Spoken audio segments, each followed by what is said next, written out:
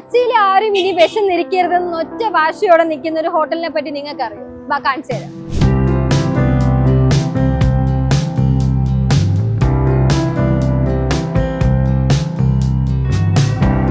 വെറും 20 രൂപയ്ക്ക് വയറും മനസ്സും നിറഞ്ഞ് ഭക്ഷണം കഴിപ്പിക്കുന്ന നമ്മുടെ സമൃദ്ധി ഹോട്ടലിനെ പറ്റിയാണ് ഞാൻ ഈ പറയുന്നത്. ഇതേ കണ്ടില്ലേ, 20 രൂപയുടെ ഊണാണ് ഞാനിപ്പോൾ മേടിച്ചതിൽ. സാമ്പാർ, പപ്പടം, അച്ചാറ്, ബീറ്റ്റൂട്ട് എല്ലാം ഉണ്ട്.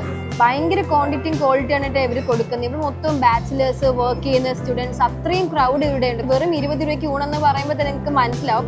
ഈ കണ്ടിട്ട് തന്നെ കഴിക്കാനൊന്നും നല്ല വിശപ്പുണ്ട്. ഇതിനോട് ഞാൻ എക്സ്ട്രാ 2 ഫിഷ് ഫ്രൈ മേടിച്ചിട്ടുണ്ട്. ഇത് 40 രൂപ, ഇത് 70 രൂപ. ഒരു രക്ഷയില്ല, അടിപൊളിയാണ് സാമ്പാറും ഫുഡും. അതുപോലെ തന്നെ ഈ ഫിഷ് ഫ്രൈ അടിപൊളിയാണ്, നല്ല ടേസ്റ്റ് ഉണ്ട്.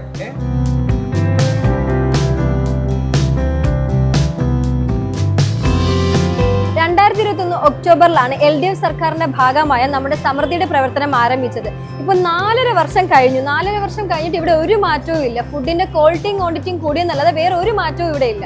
കാശില്ലാത്തവർക്ക് കഴിച്ചിട്ട് പോവാം. നല്ല ഫുഡാണ്, അത്രയൊക്കെ തന്നെ വയറിട്ട് കഴിക്കാം, ഇഷ്ടം പോലെ കിട്ടും, മായമൊന്നുമില്ല, വിശ്വസിച്ച് കഴിക്കാം. എല്ലാവർക്കും യൂസ്ഫുൾ ആണ്. നമ്മുടെ വീട്ടിലെ ഭക്ഷണം പോലെ തന്നെയാണ്.